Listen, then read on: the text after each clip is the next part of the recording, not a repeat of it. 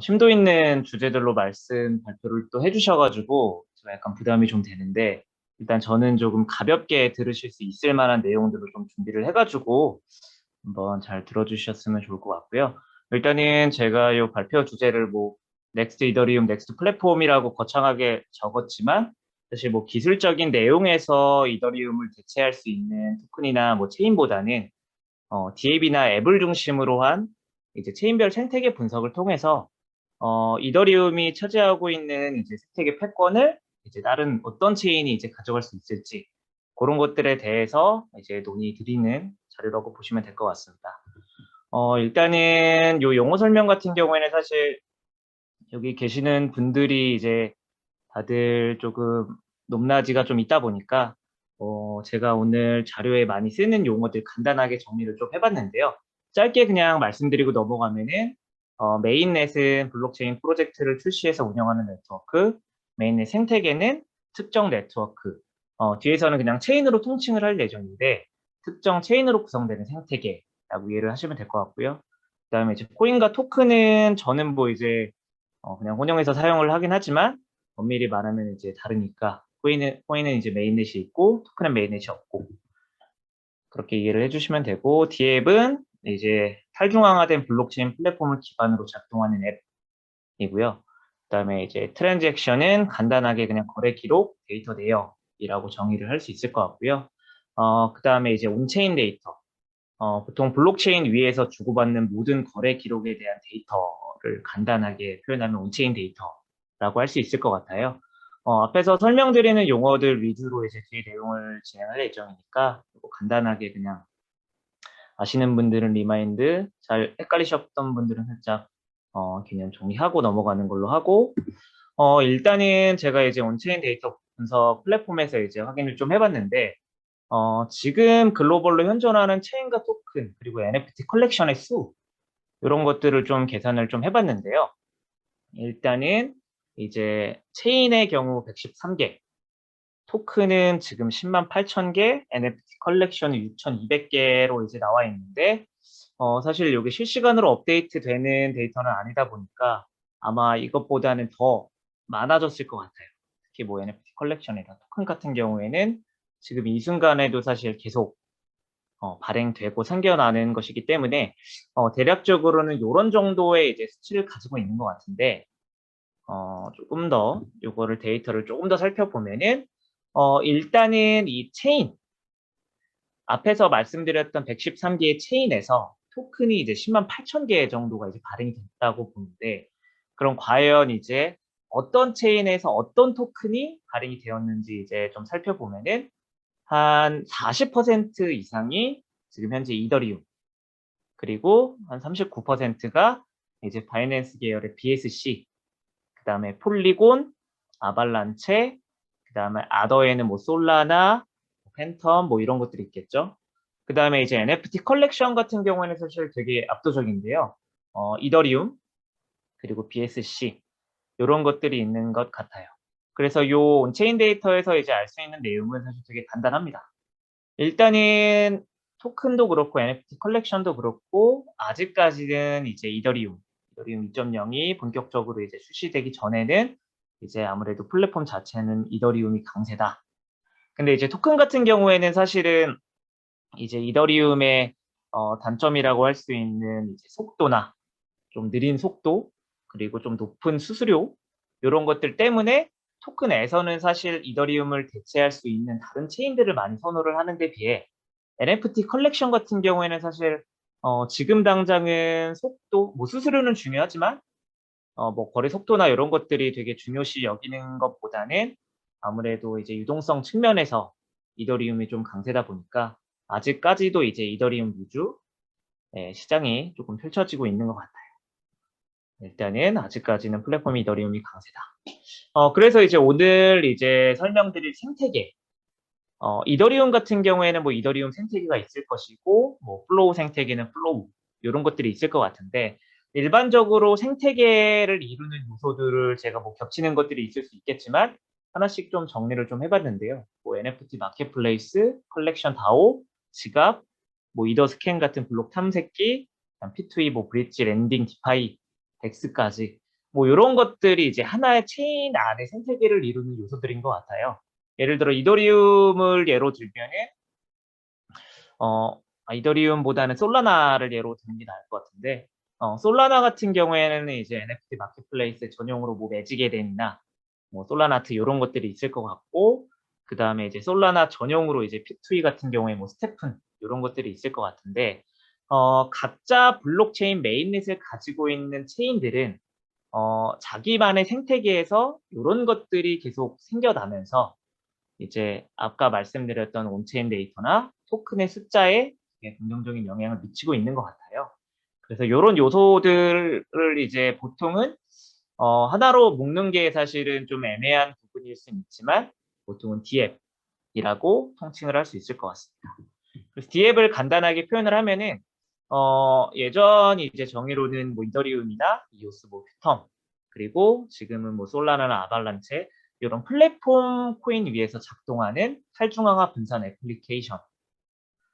기본적으로 이제 스마트 컨트랙트 기반으로 해서 이제 진행이 되는 건데, 이더리움 기반 D앱이라고 하면은 이 상호작용하는 데이터나 뭐 트랜잭션이나 서비스나 이런 것들이 이더리움 블록체인 위에서 기록되고 불러내어지는 것이라고 좀 표현할 수 있을 것 같은데요.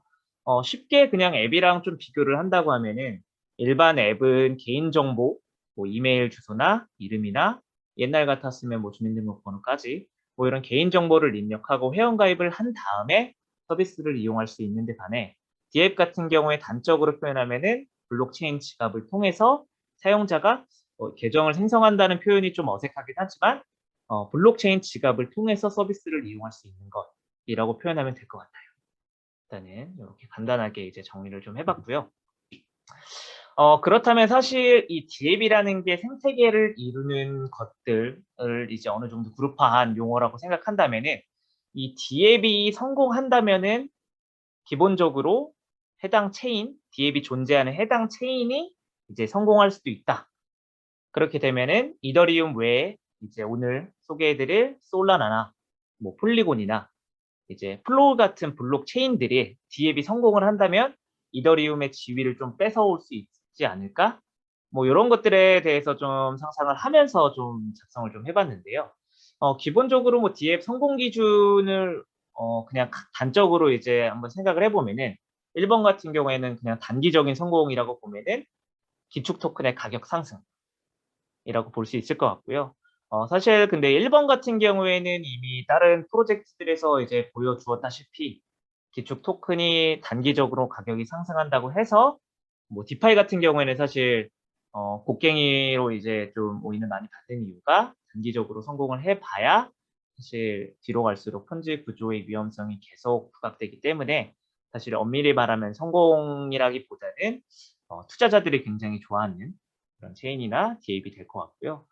사실상은 두 번째 이제 온체인 데이터가 좀 중요한 요소일 것 같은데 기본적으로는 이제 온체인 데이터에서 발생할 수 있는 그리고 우리가 쉽게 알 수 있는 트래픽이나 뭐 단적으로 트랜잭션 수, 지갑 수, 활성 유저 수, 그다음에 이제 기축 토큰의 입출금 요런 것들 데이터로 봤을 때 과연 이 D앱이 계속 우상향하고 있는지 혹은 어느 정도 최고점을 찍었다가 지금 내려오고 내리막길로 가고 있는지 어쨌든 온체인 데이터 같은 경우에는 후행적인 지표다 보니까 사실 성공 기준이라고 되게 명시하기는 좀 애매하지만 요런 것들로 일단은 D앱이 어느 정도는 성공을 했거나 좀 킬러 앱으로 좀 작용을 하고 있다라고 좀 표현을 할 수 있을 것 같은데요.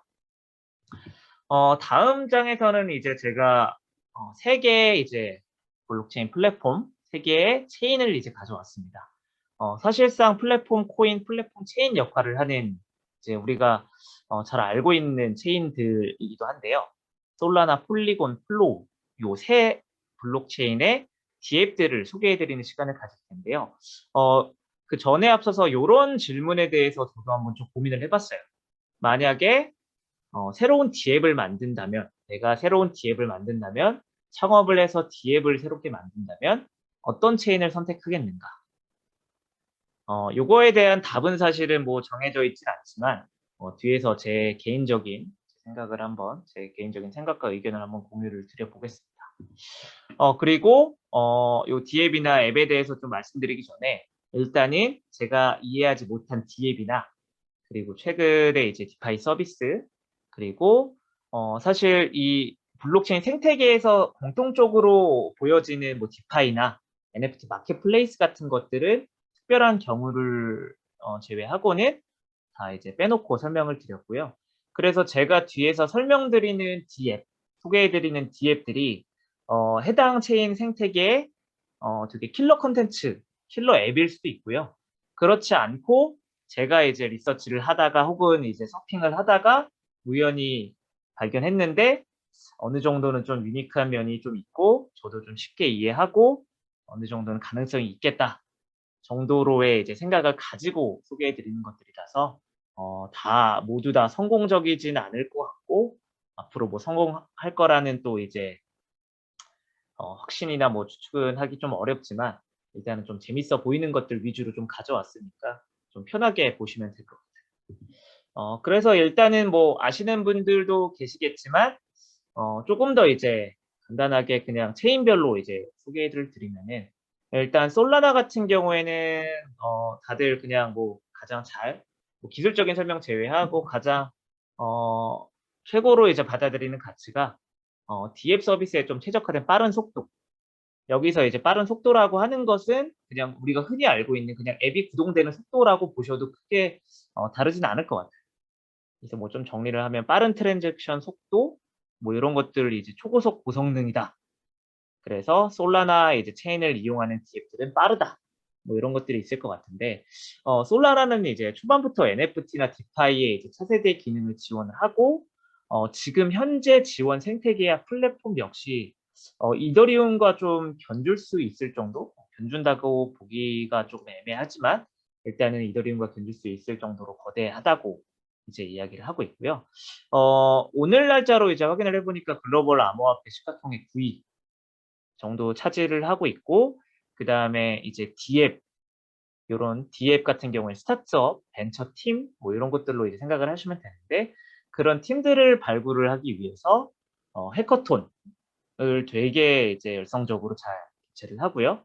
그다음에 이제 솔라나 벤처스라는 곳을 통해서 이제 벤처 투자, VC 투자, 지분 투자, 이제 코인 투자 요런 것들로 이제 진행을 하고 있습니다. 솔라나 벤처스 같은 경우에는 특히 이제 국내에 들어와서 활동을 지난달부터 되게 활발하게 해 가지고 저희 회사가 진행하는 프로젝트에서도 몇 번 오퍼가 와 가지고 확실히 좀 '움직임이 빠르다.'라는 생각이 좀 들더라고요. 근데 이제 솔라나 같은 경우에는 사실 얼마 전에 좀 사고도 있었고 그다음에 이제 어 솔라나 같은 경우에는 사실 빠른 속도를 구현하기 위해 이제 기본적인 블록체인이 가지고 있는 장점들을 좀 포기한 사례들도 좀 있다 보니까 어느 정도는 이 솔라나를 블록체인이 아니다라고까지 이제 평가를 하시는 분들도 계세요. 사실 그 말인즉슨 이제 중앙화가 많이 되었다라는 뜻이기도 한데 일단 고거에 대한 논의는 뒤에서 조금 더 설명을 좀 드리겠습니다. 그래서 일단 솔라나에서 첫 번째로 제가 본 앱은 D앱은 오디우스라는 이제 앱이에요. 오디우스 앱은 간단하게 이제 소개를 드리면은 우리가 흔히 볼 수 있는 멜론이나 이제 지니 같은 음악 스트리밍 플랫폼이라고 보시면 됩니다. 기본적으로 음악 스트리밍 플랫폼은 그냥 단순하게 어 멜론이나 지니에서 이제 개별 이제 음악 싱어 소속사들이 이제 올려놓은 콘텐츠, 음악 콘텐츠를 이제 우리 같은 유저들이 소비를 함으로써 이제 그리고 구독이나 대가를 지불함으로써 이제 아티스트들이 그 대가를 좀 가져가는 형태인데요. 오디오스도 마찬가지로 음악 스트리밍 플랫폼이자 아티스트들에게 이제 토큰을 보상해 주는 플랫폼이라고 좀 보시면 될 것 같아요. 조금 더 자세한 내용을 좀 말씀드리면은 기본적으로 이제 오디우스 같은 경우에는 블록체인 네트워크를 활용한 음악 스트리밍 서비스고요. 아티스트 같은 경우에는 콘텐츠를 업로드하고 토큰 보상을 받아가는 구조로 되어 있습니다. 특이할 만한 점은 사실 뭐 저는 어 이런 뭐 유튜브 뮤직만 써 가지고 사실 뭐 멜론이나 지니 같은 건 잘 안 써서 요거를 잘 몰랐는데 오디어스 같은 경우에는 지금 월간 활성 이제 하는 MAU가 500만 명 수준이라고 하고 틱톡과도 이제 협업하고 있는 앱이라고 해요. 그래서 이제 제가 지난 기수 때 이제 발표를 했던 스테픈, 이제 무브투원의 스테픈도 사실 되게 화제가 됐었는데, 스테픈의 MAU가 약 한 230만 명. 그리고 리니지 1인가 2, 그 NC소프트에서 개발한 좀 되게 유명한 우리나라 온라인 대표적인 리니지 1인가 2의 MAU도 한 200만 명 수준이라고 본다고 하면은, 오디오스 같은 경우에는 사실 MAU가 조금 엄청난 수치라고 개인적으로 좀 생각을 하는데요. 물론 이제 스테픈 같은 경우에는 NFT를 처음 구매를 하고 진입을 해야 된다는 그런 진입 장벽에도 불구하고 MAU를 저렇게 찍었다 보니까 사실은 좀 비교하기가 좀 어렵긴 한데, 오디오스 같은 경우에는 사실 일반 유저가 서비스를 이용하면서 블록체인 기반이라는 것을 인지 못하게 설계를 했다고 해요. 그게 이제 좀 정리를 하면은 초기 단계에서부터 일반 유저가 서비스를 이용하면서 블록체인 서비스라는 것을 인지하지 못하도록 설계를 했는데, 저도 요 이제 리서치를 하면서 오디오스를 처음 다운로드 받아서 사용을 해봤는데, UX나 이제 속도적인 면에서도 전혀 디앱이라는 걸 느끼지 못했어요. 근데 물론 이제 창작자나 아티스트는 이제 콘텐츠, 음악을 이제 업로드하고 토큰 받아야 되니까 당연히 이제 지갑으로 연결이 되는데요.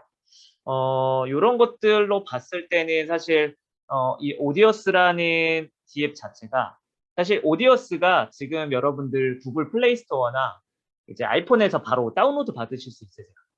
이게 보통 디앱이라고 하면은 이제 온체인, 기본적으로 이제 블록체인 네트워크 위에서만 이제 실행이 되는 것으로 생각이 되는데, 스테픈도 그렇고 오디오스도 그렇고 이제 오프체인과 온체인의 이제 데이터 교환, 이제 온리 온체인이 아니라 요런 것들을 디앱으로 말하기도 사실은 조금 어려울 수는 있지만, 기본적으로 뭐 보상이나 네트워크를 이제 솔라나나 이더리움을 통해서 진행을 하고 있다 보니까 요런 조금 변칙적인 앱들이 최근에 좀 많아지는 것 같아요. 그래서 요런 것들로 이제 확인을 하면은 오디오스에 대한 간단한 소개를 좀 드렸고요. 두 번째는 이 시크릿텀이라는 앱인데요. 시크릿텀은 탈중앙화 암호화 메신저 앱. 요것만 보면 컨셉이 약간 텔레그램, 뭐 왓츠앱 뭐 이런 느낌이 좀 들긴 하는데요. 여기에다가 이제 OTC 거래 툴이라고 좀 소개를 좀 드릴 수 있을 것 같은데, 기본적으로 이제 시크릿텀 같은 경우에는 지갑 주소로만 거래하는, 이제 여기서 혁신적인 보안 및 뭐 메시딩 및 거래 앱을 거기 사이트에 나와 있는 용어를 좀 그대로 가져왔는데, 일단은 지갑 주소로 거래를 하는, 그리고 지갑 주소로 채팅을 하는 메시징 및 거래 앱이라고 보시면 되고요. 사실 OTC 거래에서의 이제 용이점을 생각을 해보면은 좀 그래도 생각보다는 비용 효율적이다. 기존 덱스나 뭐 CX의 단점을 좀 보완하는 OTC 거래가 좀 용이하다. 그리고 여기서 이제 토크노믹스를 살펴보면 메시징을 활성화하기 위해서 토큰을 사용하고 앱에 기여하면 토큰을 얻는 구조라고 보면 되는데요. 개인적으로 저는 이제 이 디앱을 보면서 좀 두 가지 의문이 좀 들었는데, 일단은 첫 번째는 어쨌든 지갑 주소가 노출이 되는데 요게 이제 철통 보안이 가능할까라는 생각이 좀 들었고, 두 번째는 이제 텔레그램 대비해서 좀 어떤 장점이 있을까라는 생각이 좀 들었고요. 그다음에 세 번째 같은 경우에는 사실 제가 두 번째 두 개가 아니라 세 개인데, 마지막으로는 사실 OTC 거래가 용이하고 메시징 보안이 된다고 하면 결국 이건 자금 세탁을 한다는 얘기밖에 이해가 안 되는데, 사실 뭐 요런 이제 세 가지 이유 때문에 사실 뭐 시크릿텀이 되게 혁신적이고 되게 눈에 띄어서가 아니라, 일단은 요런 것들이 좀 문제가 되지 않을까? 매물이 좀 되지 않을까라는 좀 생각이 들었어요. 근데 이제 제가 오늘 소개해 드리는 디앱이 한 8개에서 9개 정도 되는데, 제가 사실 백서를 되게 간단하게 한번 훑어보고 이제 적는 내용이라서, 사실 뭐 요런 제가 드리는 의문들에 대한 답이 백서나 뭐 블로그나 이런 데 있을 수 있지만, 일단은 그런 것까지 감안해서 들어주시면 감사하겠습니다. 텔레그램 같은 경우에는 사실 저는 몰랐는데 일전 이제 해킹을 생각보다 많이 당한다고 하더라고요. 이제 그래서 시크릿텀 같은 경우에는 텔레그램 대비해서 보안은 완벽하다라는 얘기를 하고 있는데, 사실 이제 뭐 앞으로 어떻게 될지는 모르는 거니까 일단은 그렇게 치고 한번 저도 이해를 해보기로 했습니다.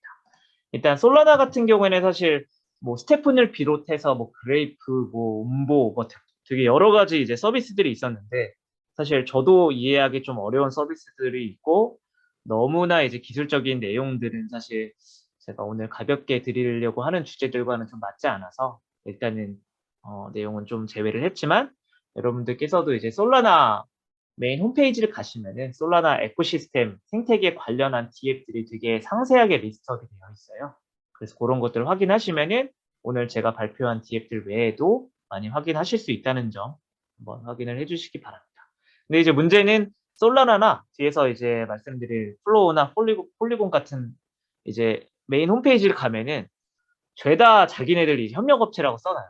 오픈시 뭐 심지어 인스타그램 뭐 트위터까지 다 자기네들 DF 생태계라고 이제 써놓은 것들이 좀 있어가지고 그런 것들은 좀 걸러서 보시면 될 것 같습니다. 일단은 다음은 이제 좀 대표적인 레이어 2 메인의 폴리곤인데요. 기본적으로 폴리곤은 이제 이더리움 확장을 위한 플랫폼, 이더리움 확장 이제 레이어 2.0 솔루션으로 보시면 될 것 같고요. 단점을 보완하는 좀 무료 수준의 저렴한 수수료와 빠른 처리 속도를 가지고 있습니다. 그래서 아무래도 이제 이더리움 확장성 솔루션이다 보니까 좀 디파이 프로젝트와 협력이 좀 용이하고 그다음 뭐 EVA 호환으로 이제 P2E나 NFT 프로젝트와 이제 좀 쉽게 잘 활용을 할 수 있다는 점에서 많은 이더리움 프로젝트들이 좀 같이 사용을 하거나 좀 넘어온 사례가 좀 있고요. 그 다음에 이제 폴리곤 같은 경우에 글로벌 암호화폐 시가총액 18위 정도가 됩니다. 그 다음에 이번에 요거는 사실 얼마 전에 이제 뉴스를 봤는데 테라 루나 사태로 인해서 이제 테라 네트워크, 테라 생태계에 있는 DF들이 이제 어느 정도 이제 신뢰가 잃었다고 이제 판단이 되다 보니까 이더리움이나 다른 생태계로 이제 이주, 마이그레이션을 이제 하기 위한 움직임이 보이는데 그 중에 가장 적극적으로 움직인 블록체인 플랫폼이 폴리곤이라고 하더라고요. 그래서 되게 앞서 말씀드렸던 솔라나랑 비슷하게 확실하게 좀 움직임이 빠르다, 기민하다 이런 걸 좀 느낄 수가 있었고요. 그 다음에 이제 이더리움과 뭐 해커톤을 같이 개최를 한다든지 그리고 다양한 DApp에 투자를 한다든지 그다음에 여기도 앞선 이제 솔라나 벤처스 같이 자기 자본으로 투자를 하는 건지 모르겠는데 일단은 투자를 좀 활발하게 한다라고 보시면 될 것 같습니다. 그래서 폴리곤 같은 경우에는 일단은 제가 3가지 정도 이제 가져왔는데요. 일단은 폴리곤에 있는 프로젝트나 DApp들을 보면은 되게 다른 체인과 사실은 크게 다르지 않는 서비스들이 주로 많아가지고 이제 하나 더 가져왔습니다. 일단 첫 번째로 가져온 거는 제드런. 요거는 그냥 사실 NFT 기반 디지털 경마 게임이에요. 스테프니 NFT 기반 이제 걸으면 돈을 주는 게임이라고 보면은 제드런은 NFT 기반으로 디지털 경마 게임을 해서 이기면 보상을 얻는다. 이기면 토큰을 얻는다. 라고 이제 간단하게 이해를 하시면 될 것 같습니다. 조금 더 이제 상세하게 설명드리면은 NFT 말이 이제 NFT잖아요. 이거 좀 말을 잘못 쓴 것 같은데 이제 말 NFT를 먼저 구매를 해서 디지털 경마 게임에 참여를 하고 상금을 가져가는 형태라고 보시면 되고요. 그 다음에 이제 오픈시 이제 올로 이제 통계를 내보면은 폴리곤 체인에서 이제 탑1 거래량 시가총액을 가지고 있고요. 일반적인 P2E와 형태는 유사한 것 같아요. 제가 지난 기술 때 이제 설명드렸던 스테픈과도 크게 다르진 않지만 사실 제드런 쪽이 압도적으로 복잡하다고 좀 말씀드릴 수가 있을 것 같은데 실제 이제 경마나 뭐 이런 말을 이제 사육하는 것과 비슷하게 품종들이 되게 다양한 것들이 있다 보니까 스테픈처럼 뭐 4가지 타입, 그 다음에 뭐 4가지 등급 이렇게 이제 단순하는 게 아니라 되게 논문 수준, 제가 봤을 때는 되게 논문 수준이라고 생각을 했는데 논문 수준의 이제 난이도를 가지고 있는 게임이라고 좀 생각이 됐고요. 그래서 뭐 경주, 번식, 그다음에 토너먼트 등을 통해서 상금을 가져가는 형태라고 보시면 되는데 사실 이 2가지만 보면은 크게 뭐 다른 프로젝트들이랑은 다르진 않는 것 같아요. 근데 이제 좀 특이했던 게 실제 경마장처럼 이 경마 게임을 하는 거를 3D 레이스를 이제 관람이 가능한데 요거 이제 3D 레이스를 이제 제드런 메인 홈페이지에서도 계속 틀어주고요. 그 다음에 트위치 이제 뭐 우리나라의 아프리카 TV나 유튜브 라이브 같은 이제 플랫폼, 스트리머 플랫폼인 트위치에서도 중계 콘텐츠를 제공을 하고 있더라고요. 그래서 제가 아까 낮에 가서 쭉 봤는데 지금 저희 낮이면 아마 뭐 미국이나 이런 쪽은 밤일 것 같은데 한 100명 넘게 그 3D 레이스를 계속 보고 계시더라고요. 그래서 찾아보니까 이 3D 레이스를 뭔가 중계해주는 스트리머 콘텐츠도 있는 것 같고 되게 좀 새로운 문화를 좀 볼 수 있었던 것 같아서 추가를 좀 해놨었습니다. 일단 제대로 된 설명은 여기까지고요. 그 다음은 두 번째는 이제 스포츠 X 라고 해서 이제 SXBet이라는 서비스인데요. 폴리곤 네트워크를 활용해서 스포츠 및 크립토 자산에 베팅하는 플랫폼이라고 보시면 될 것 같아요. 쉽게 말하면 도박 서비스입니다. 도박 서비스. 그래서 기존의 스포츠 베팅 플랫폼과 되게 유사한 형태인데요. 기본적으로 차이는 이제 스포츠 베팅 플랫폼이 뭐 공인된 서비스가 아니라 이제 사설 불법 도박 이런 데들은 이제 배당금이라고 하잖아요. 배당금을 들고 튀거나 주지 않는 경우들이 있는데 기본적으로 차이는 블록체인을 통해서 이런 것들을 좀 보호한다라는 게 있을 것 같고요. 그 다음에 기본적으로는 많은 스포츠를 이제 커버를 해요. 제가 아까 낮에 또 접속을 해봤는데 KBO까지 커버를 하더라고요. 근데 이제 KBO 같은 경우에는 이제 걸려있는 베팅금이 되게 적었는데 기본적으로 뭐 축구, 야구, 테니스 뭐 한 8가지 종목을 다 하고 이게 나라별로도 저는 미국만 하는 줄 알았는데 KBO도 있는 걸로 봐서는 뭐 대만이나 일본 리그까지 포함이 되어 있는 것 같아요. 되게 다양한 부분까지 커버를 하는데 여기에 추가적으로 이제 BTC와 이더 가격을 예측하는 베팅도 있습니다. 여기 아래 사진을 보시면은 이더리움은 이제 $950 위 혹은 아래일 것이다. 요거에 대한 베팅이 지금 베팅이 이런 식으로 되어 있는데 1.0 어버브는 사실 이거보다 높을 것이다 라고 보는 거잖아요. 근데 이제 배당률이 1 그리고 옆에 있는 밸류가 이제 950보다 낮을 것이다 라고 보는데 보통은 지금 요 배당만 보면은 기본적으로 이제 어버브 이제 더 높을 것이다 라는 게 사실 우세하다는 얘기고 만약에 떨어질 거다라고 보면은 16배 쉽게 말해서 배당률이 16배니까 밑으로 거는 쪽이 거의 없고 위로 거는 쪽이 많다. 물론 이런 경우에는 배당 뭐 위로 걸어도 사실 배당금을 많이 가져갈 수는 없지만 일단 기본적으로 이런 것들만 보면은 기본적으로 가격 예측도 좀 나중에는 좀 가능하지 않을까? 라는 생각이 좀 들더라고요.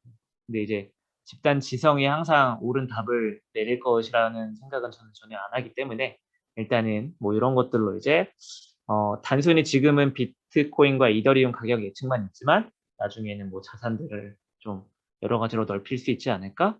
뭐 NFT도 BAYC 같은 것들, 뭐 FP 가격 예측 뭐 이런 것들도 있을 수 있잖아요. 그런 것들에 대한 베팅도 계속 늘어날 것 같다. 그래서 추후에는 예측 시장 전체로 이제 스케일업을 할 것 같다라는 생각이 좀 들어가지고 스포츠 베팅 플랫폼이라고 했으면 포함 안 시켰을 것 같은데 BTC랑 이더가 있길래 좀 나쁘진 않을 것 같아서 한번 넣어봤습니다. 일단 여기까지고 마지막 폴리곤의 DAV는 렌즈 프로토콜이라는 건데요. 렌즈 프로토콜은 간단하게 말씀드리면 SNS 플랫폼입니다. 기본적으로 인스타그램이나 트위터 같은 SNS 플랫폼인데 렌즈 프로토콜에서 주장하는 거는 유저가 자신과 커뮤니티 간의 링크, 컨텐츠를 소유할 수 있도록 설계된 모듈 형태의 SNS 플랫폼이라고 좀 정의를 할 수 있을 것 같은데 이게 직역해서 약간 말이 좀 어색하지만 뒤에서 좀 더 자세하게 좀 설명을 드릴게요.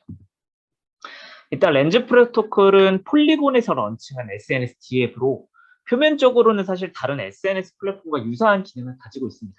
뭐 팔로잉을 한다던가 뭐 메시지를 날린다던가 뭐 이런 기본적인 기능들이 있는데 특이할 만한 점은 렌즈 프로토콜은 NFT를 중심으로 서비스가 이루어진다는 건데요. 일단은 제가 일단 표면적으로 확인한 NFT 두 가지 형태는 프로필 NFT와 이제 팔로잉 NFT라는 개념이 있습니다. 일단 첫 번째 프로필 NFT는 작성한 모든 게시물, 댓글, 미러 및 기타 컨텐츠가 내가 이제 SNS에 올리는 프로필 이제 보통 우리가 프로필 사진으로 하잖아요. 그 사진 자체가 이제 NFT화가 돼서 이런 메타데이터를 다 기록을 한다. 근데 요게 동적으로 이제 계속 변경이 된다는 것 같아요. 그래서 프로필 NFT를 가지고 이제 뭐 요거를 누가 사줄진 모르겠는데 오픈시에도 이렇게 프로필 NFT를 올리시더라고요. 뭐 나중에 뭐 내가 유명인이 되거나 뭐 인플루언서가 여기서 되면은 이 프로필 NFT를 뭐 사는 게 뭐 의미가 있을지 모르겠지만 일단은 그런 느낌이 좀 있었고요. 두 번째로는 이제 팔로잉, SNS에서 맞는 관계, 팔로잉이 이제 NFT로 발행되는 건데 이 팔로잉 NFT는 누군가를 팔로우하면 자동으로 발행이 돼요.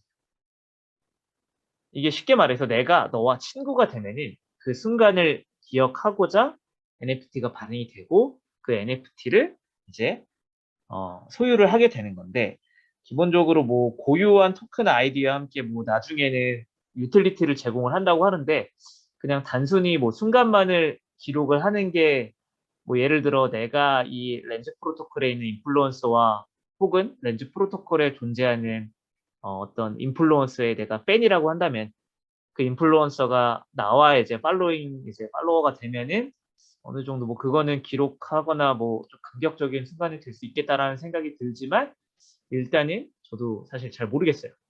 이 서비스 자체도 사실 아직 뭐 활성화되어 있지도 않은 상태고 사실 뭐 아직도 기능이 되게 미비해 가지고 이 프로필 NFT와 팔로잉 NFT가 어떤 의미가 있을지는 아직 잘 모르겠지만 일단은 기본적으로 서비스 자체가 NFT를 중심으로 시작이 된다라고 보시면 될 것 같아요. 사실 이 렌즈 프로토콜은 아래에서 이제 새로운 D앱을 쌓는 모듈 형태, 결합성을 가지고 있는 프로토콜, 프로젝트라고 이제 생각을 하면 되는데요. 요걸 좀 풀어서 좀 소개를 드리면은 기본적으로 우리가 카카오톡 친구 추가를 한다고 하면은 카카오톡 친구 추가했다고 해서 인스타그램 친구가 되지는 않잖아요. 그리고 페북에 뭐 페이스북 같은 데 좋은 글을 내가 올렸다고 해서 링크드인에 바로 그 글이 올라가지도 않고요. 그리고 어 회사 뭐 인스타그램이나 페이스북 같은 데 이제 만약에 신고가 들어가서 콘텐츠를 삭제를 하거나 지워지는 경우에는 사실 뭐 내가 요런 이렇게 올린 글들이나 아니면은 뭐 친구 관계를 맺는 것들이나 다 날아가기 때문에 요런 것들에 대한 콘텐츠 소유권이 오롯이 나에게 있을 것이다. 라는 게 이제 첫 번째고요. 그다음에 이제 이 모듈이라는 게 이 렌즈 프로토콜의 좀 특이한 것들이 약간 렌즈 프로토콜이 저는 이제 요걸 리서치하면서 하나의 생태계라고 좀 생각을 가졌는데요. 이게 왜 그러냐면은 렌즈 프로토콜에서 처음으로 이제 튜토리얼 형태로 이제 생성되는 서비스가 SNS고요. 그 SNS가 제일 기초고 우리가 이제 카카오톡 뭐 게임, 카카오 게임에 로그인을 하면은 뭐 SNS 소셜 계정 로그인이라고 뜨잖아요. 기본적으로 렌즈 프로토콜도 같은 이제 다른 서비스인데 내가 처음에 만들었던 D앱에서 만든 SNS 프로필로 로그인이 가능해요. 그 말인즉슨 SNS를 통해서 이제 관계를 맺으면서 좀 다양한 D앱들이 존재를 하게 되는 건데 기본적으로 내가 이 유저들이 만약에 렌즈 프로토콜에 참여하는 사람들이 많아지면 많아질수록 내가 어떤 서비스를 개발하는 사람이라고 하면은 이제 렌즈에 참여한 사람들이 모두 고객이 될 수 있는 거잖아요. 그러다 보니까 팀 개발자 입장에서는 좀 적극적인 서비스 개발이 좀 가능할 것 같다. 그래서 렌즈 프로토콜에서 이제 주장하는 것들은 뭐 음악 플랫폼, 뭐 제작자 도구, 뭐 수익 창출하는 것들, 게임, 뭐 요런 것들까지도 다 이제 렌즈 프로토콜 위에 얹고 그다음에 렌즈 프로토콜의 기반이 되는 이제 프로필, SNS, 뭐 NFT 요런 것들로 이제 서비스를 결합해서 이용할 수 있다라고 해서 모듈러 플랫폼, 모듈러 형태, 모듈 형태 뭐 요렇게도 부르더라고요. 그래서 요런 구조가 조금 발상 자체가 되게 괜찮은 것 같다는 생각이 좀 들어 가지고 한번 입력을 좀 해 봤는데 제가 좀 써 보니까 근데 지금 가장 큰 문제가 UX가 너무 안 좋긴 해요. 이 SNS D앱인데 누군가를 팔로잉을 하거나 누군가한테 좋아요를 누르거나 뭔가를 누르기만 하면은 다 이제 지갑 서명을 해야 돼 가지고 이게 아직은 UX가 되게 불편하구나. 뭔가 아직은 서비스가 완전히 뭔가 개발된 건 아니구나라는 좀 생각이 들었고, 그다음에 이제 프라이버시 문제가 더 심각해질 수도 있다는 생각이 좀 들었습니다. 뭐 프라이버시라고 하면 뭐 다른 SNS처럼 내가 뭐 모든 개인 정보가 공개되지는 않겠지만, 뭐 어느 정도 특정할 수 있다고 하면은 다양한 팀이나 서비스에서 어떤 내가 참여하고 있는 사람의 특정을 좀 할 수 있는 부분이 좀 있다 보니까 요런 것들이 좀 더 취약을 좀 할 것 같아요. 일단은 고렇게 좀 보시면 될 것 같아요. 그리고 마지막으로는 이제 크립토키티 NBA 탑샷을 개발한 데퍼랩스라는 팀이 이제 주도적으로 만든 블록체인 플랫폼인 플로우인데요. 크립토키티는 사실 P2E 시조격이라고 보면 될 것 같고, NBA 탑샷 같은 경우에는 이제 지난번에 발표를 해주셨던 주제이기도 한데요. 기본적으로 이제 데퍼랩스라는 회사가 좀 끌고 가는 블록체인 플랫폼이라고 보시면 돼요. 근데 좀 약간 달랐던 부분은 아무래도 NBA 탑샷이라는 NFT 이제 프로젝트가 성공을 이제 좀 크게 했다 보니까 스포츠나 음악, 예술, 수집 요런 것들에 대한 NFT가 굉장히 많더라고요. 근데 이제 대부분 다 PFP나 이제 뭐 특이할 만한 부분이 없는 NFT 컬렉션이었는데, 제가 본 프로젝트 이 플로우 공식 홈페이지에 올라가서 리스트업된 스포츠 프로젝트만 한 20개가 좀 넘었던 것 같아요. 그래서 거의 뭐 우리나라가 아니라 글로벌 지구에 있는 스포츠를 모두 섭렵한 그런 블록체인 플랫폼이 아닐까라는 생각이 좀 들 정도였는데, 일단은 기본적으로 되게 다양한 영역에 걸쳐서 생태계가 조성되어 있다. 그다음에 글로벌 시가총액은 생각보다 좀 많이 낮습니다. 32위. 그런데 기본적으로 플로우 메인넷을 좀 적극적으로 확장을 하고 있고, 특히 좀 NFT 생태계, 스포츠를 비롯한 뭐 음악이나 예술 뭐 이런 부분에 있어서 좀 다양한 투자를 진행을 하고 있다는 점이 조금 개발 만한 부분일 것 같고요. 그다음에 앱을 좀 설명드리면은, 첫 번째는 사실 너무 사실 플로우에 있는 D앱들이나 앱들은 너무 평이해서 사실 다른 프로젝트들과 거의 겹치는 부분도 많고 해가지고 사실 뭔가 좀 선정하기가 되게 어려웠는데, 일단은 좀 특이했었던 부분이 NBA 탑샷이라는 프로젝트가 되게 기록적으로 성공을 했다 보니까 이 NBA 탑샷을 위한 다양한 프로젝트가 존재를 하더라고요.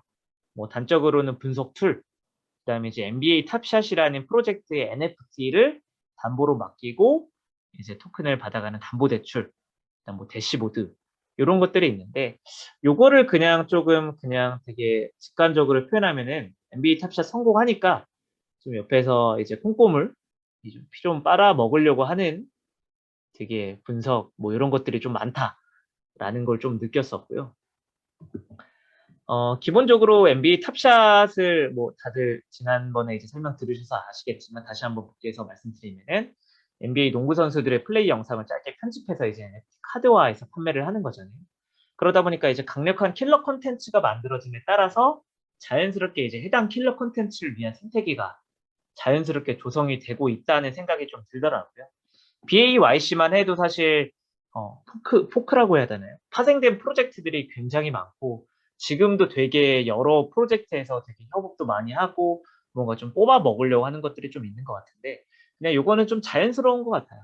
사실 뭐 블록체인이라는 되게 본질적인 철학이나 개념들도 중요하지만, 사실 앞서 말씀드렸던 플로우나 폴리곤이나 사실 솔라나들이 되게 탈중앙화되어 있다는 느낌은 거의 없다 보니까 사실 요런 것들이 자연스럽게 좀 이루어지는 것 같다라는 생각이 좀 들었고요.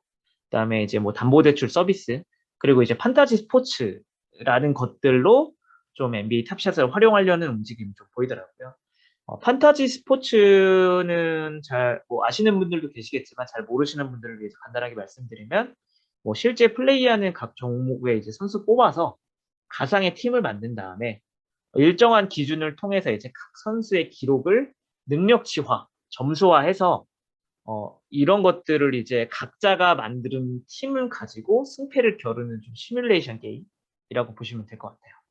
그래서 요게 이제 우리나라 같은 경우에는 조금 생소하지만, 이 NBA나 이제 뭐 야구 되게 좋아하는 북미 이쪽에서는 되게 선풍적인 인기를 끌었다고 합니다. 뭐 지금도 끄는지는 잘 모르겠지만. 그래서 각종 기록의 이제 통계나 수량화가 지금 발전된 현대 이제 스포츠에서는 되게 미국 쪽이라고 하는 게 맞을 것 같아요. 미국의 이제 프로 스포츠를 중심으로 좀 발전이 된 부분이 있는데 NBA 탑샷은 좀 어떻게 구성될지가 좀 궁금하긴 하네요. 제 그냥 간단하게 떠올랐던 거는 각자 이제 플레이 영상인데 전성기 시절이 있을 거잖아요. 전성기 시절의 뭐 그 영상이 찍혔던 그 시절의 뭐 능력치들을 이제 점수화해서 뭐 이런 것들을 승패를 좀 겨루지 않을까라는 간단한 조금 아이디어를 좀 생각을 해봤습니다. 그다음에 두 번째는 이제 지니스. 요것도 좀 익숙한 플랫폼이라고 생각하실 수 있는데요. 기본적으로 지니스는 3D 아바타 제작을 하고 그다음에 이제 내가 만든 아바타들을 거래할 수 있는 이제 마켓플레이스라고 보시면 될 것 같아요. 저는 처음에 요거를 봤을 때 그냥 단순히 제페토 느낌이 좀 나가지고 그런 비슷한 서비스가 아닐까라는 생각을 좀 했었는데요. 일단은 지니스에서 얘기하는 것들을 정리하면 좀 이런 것들이 있는 것 같아요.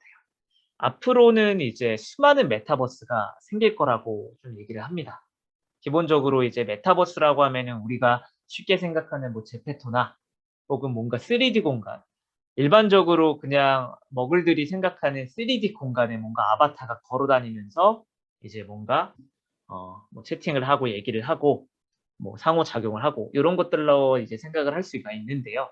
일단 지니스 같은 경우에 정의하는 메타버스는 각자의 아이덴티티가 고유하게 발휘되는 수많은 메타버스가 생길 것이라고 이제 예측을 하고 있어요. 예를 들어 저 같은 경우에는 이제 노래 부르는 거를 되게 좋아하고 말을 잘 못해서 말을 많이 하는 플랫폼에서는 말을 많이 하는 메타버스는 제가 잘 들어가지 않을 것 같아요. 근데 노래를 이제 주로 하는 예를 들어 노래방 메타버스, 노래만 부르는 노래로 소통하고 노래로 의사소통하고 노래로 교류하는 메타버스에서는 제가 좀 주도적으로 좀 자신감을 갖고 메타버스에서 많이 활동을 할 것 같아요.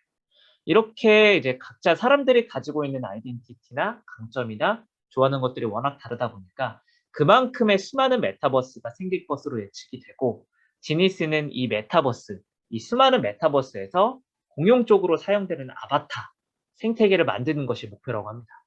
그래서 기본적으로 뭐 아바타 제작 툴을 제공해 주는 거는 물론 이 만들어진 아바타는 플랫폼이 아니라 개인에게 귀속되고요.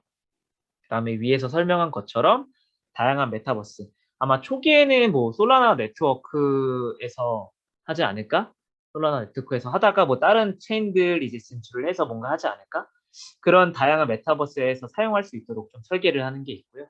그다음에 이제 아바타 제작뿐만 아니라 좀 요 아바타 그리고 패션 아이템, 액세서리 요런 것들까지 내가 만든 것까지 이제 거래할 수 있는 이제 마켓플레이스까지 구성을 해서 결과적으로는 아바타 생태계를 만드는 것이 목표다라는 이야기를 하고 있습니다.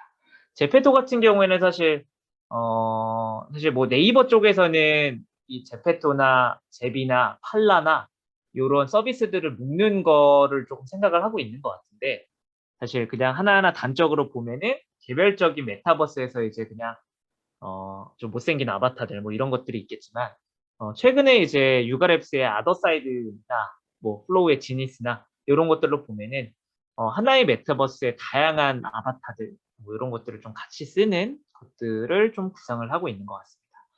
일단은 제가 준비한 내용은 여기까지고 마지막으로 이제 좀 시사점 및 생각해 볼 문제를 좀 3개 정도 좀 적어 봤는데요.